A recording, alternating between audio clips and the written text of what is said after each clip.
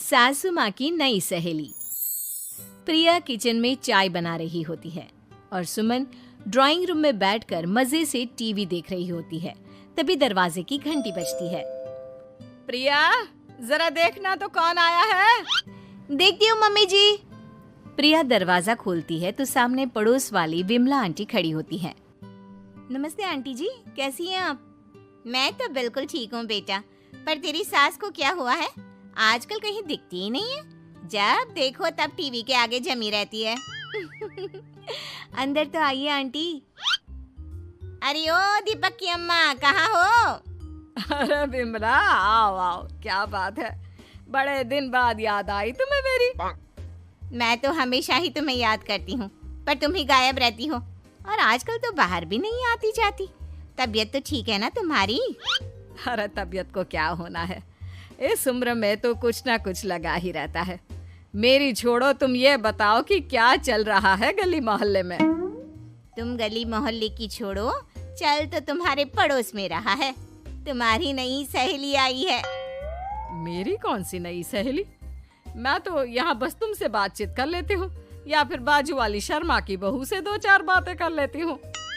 इसीलिए तो कहा कि तेरी नई सहेली आई है। अब कोई पड़ोस में आया है तो बात तो होनी ही है। कम से कम इसी बहाने हमारा भी एक ग्रुप बन जाएगा। फिर सब मिलकर अपनी बहुओं की शिकायतें किया करेंगे।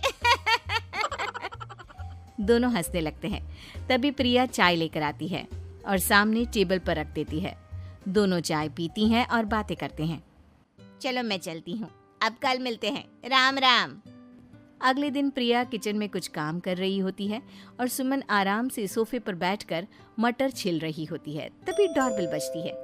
प्रिया दरवाजा खोलती है तो सामने उनकी नई पड़ोसन खड़ी होती है। जी, आप कौन? मैंने पहचाना नहीं।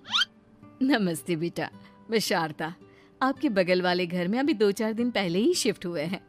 ओह अच्छा। नमस्ते आंटी, अंदर आइए ना आप। देखिए तो मम्मी जी, आज कौन आया है। इतना कहकर प्रिया किचन में चाय बनाने चली जाती है। नई पड़ोसन को घर पे देखकर सुमन थोड़ा हैरान हो जाती है। नमस्ते बहन जी, मैं शारदा, आपकी नई पड़ोसन।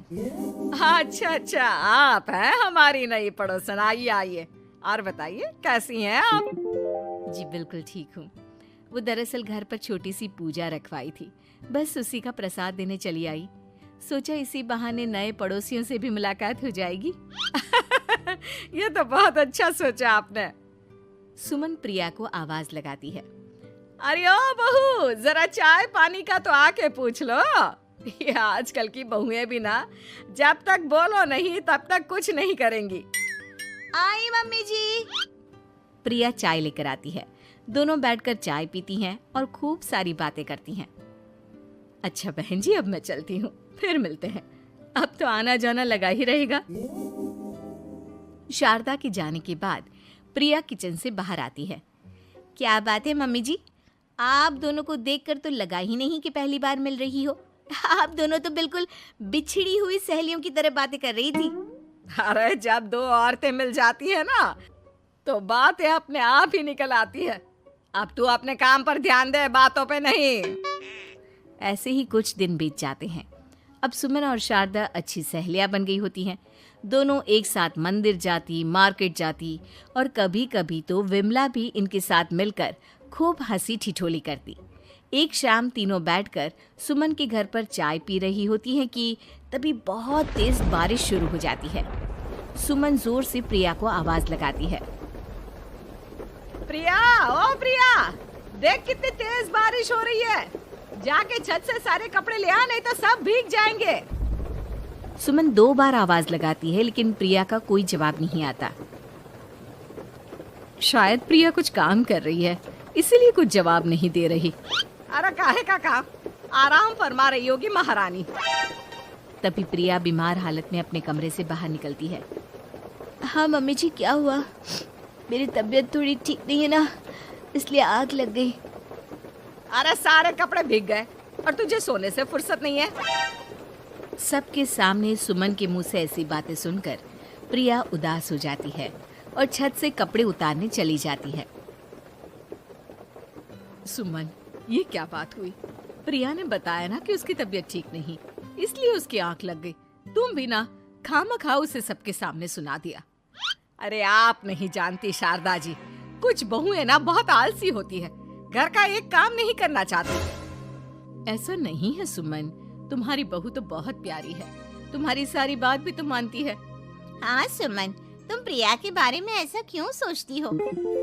मेरी भी दो बहुएं हैं, लेकिन मैं उन्हें अपनी बेटियों की तरह रखती हूँ। आखिर वो भी तो किसी की बेटियां ही है ना। और अगर तुम ऐसा ही व्यवहार करोगी तो एक दिन प्रिया भी तुम्हारे साथ ऐसा ही बर्ताव करेगी।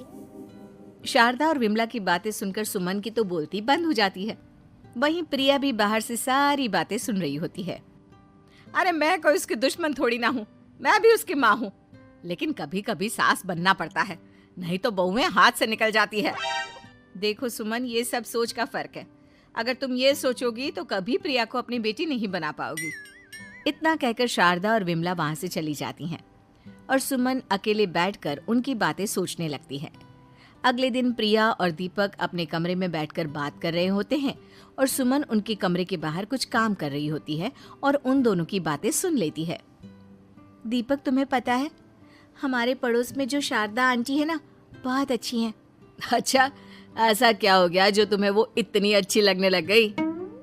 कुछ खास नहीं, बस कल जब मम्मी जी मुझे सबके सामने सुना रही थी तो शारदा आंटी ने मेरा साथ दिया। मैं तो सच में हैरान ही रह गई थी जब उन्होंने मम्मी जी को मुझसे ऐसा बर्ताव करने के लिए मना किया। अच्छा, फिर क्या हुआ? होना क्या था, शारदा आंटी तो मम्मी जी को समझा ही रही थी कि बहू को भी बेटी की तरह ही रखना चाहिए, लेकिन मम्मी जी तो मम्मी जी है ना, उन्हें तो मुझ में हमेशा कमी ही दिखती है। काश मुझे भी शारदा आंटी जैसी सास मिली होती जो मुझे भी अपनी बेटी जैसी समझती। सुमन ये सब सुनकर बहुत उदास हो जाती है और वहां से चली जाती है। प्रिया की बातें सुमन के कानों में बार बार गूंज रही थी। उसे बहुत शर्मिंदगी महसूस हो रही थी कि उसने प्रिया के साथ बहुत गलत किया है। अगले दिन सुमन शारदा और विमला को बुलाती है। क्या बात है सुमन, आज तूने ऐसे अचानक क्यों बुलाया? सब ठीक तो है ना?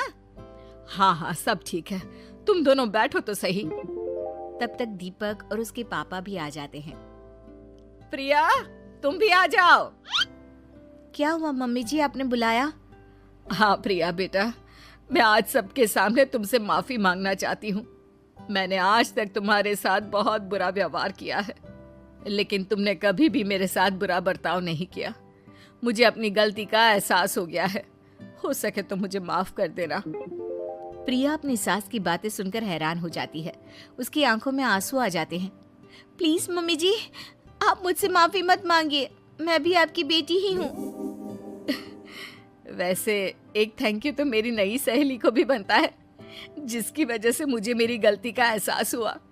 शारदा बहन, आपका बहुत बहुत शुक्रिया जो आपने मेरी आंखें खोल दी। अरे क्या सुमन, तुम भी ना। तो फिर इसी बात पर चाय और पकोड़े हो जाए। हाँ हाँ, क्यों नहीं।